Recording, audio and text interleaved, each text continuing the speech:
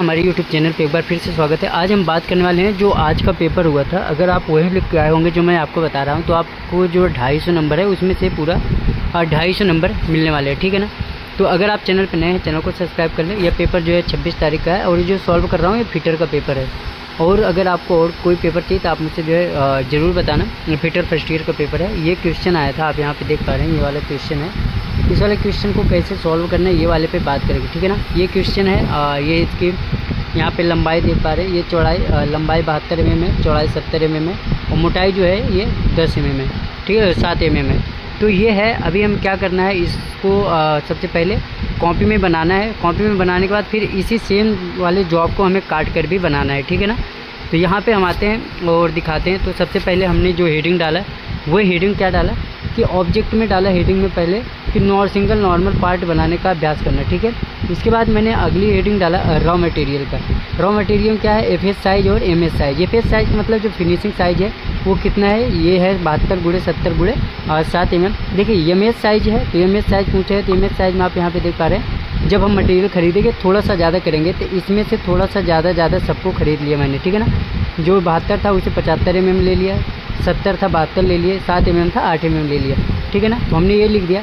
अब उसके बाद आगे क्या करेंगे, आगे हमें उस जॉब को बनाने के लिए क्या क्या टूल लगेंगे हमने वो सारी हेडिंग डाल दिए। जॉब को बनाने के लिए स्टील रूल लगा, try square, flat file, smooth file, letter punch, number punch, ball peen, hammer, bench वाली drill machine, hacksaw with frame blade, surface plate, micrometer, vernier caliper, ये सब मैंने जो है डाल दिया है कि इमीडिएट बनाने में ये सारे टूल लगे। उसके बाद आगे क्या है, तो आगे की मतलब हमने उसे कैसे बनाया, ठीक है। तो यहाँ पे आप देख पा रहे हैं, यहाँ पे हमने लिख दिया कि सर्वप्रथम ड्राइंग के अनुसार फ्लैट बेल्ट काट के टुकड़े प्राप्त किए। उसके बाद फिनिश करके उसके ऊपर मार्किंग मीडिया का लेप लगाया। जॉब पे मार्किंग मीडिया सूखने के बाद उसके ऊपर क्या किया, नंबर पंच की सहायता से मार्किंग किया। मार्किंग करने के बाद अगला लिख दिया कि मार्किंग हो जाने के बाद अनावश्यक मटेरियल को काट के निकाल दिया।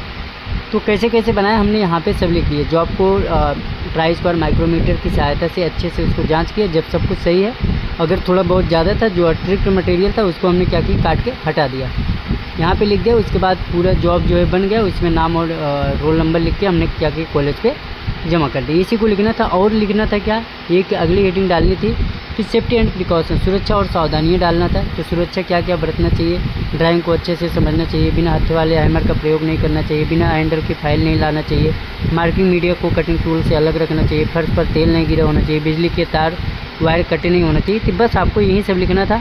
और भी कुछ लिख सकते थे कि कंपनी के दिशा निर्देशों का पालन करना चाहिए, मशीन पे काम करते समय गले तथा हाथ में कुछ पहनना हो, जिस मशीन पर काम करना है उसकी जानकारी अच्छी है तभी काम करो, अगर नहीं है तो मत करो।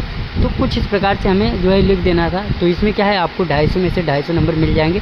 अगर आप किसी और ट्रेड से तो आप मुझे कमेंट करिए, मैं उसका भी सॉल्व करके आपको सेंड करूँगा। Thank you.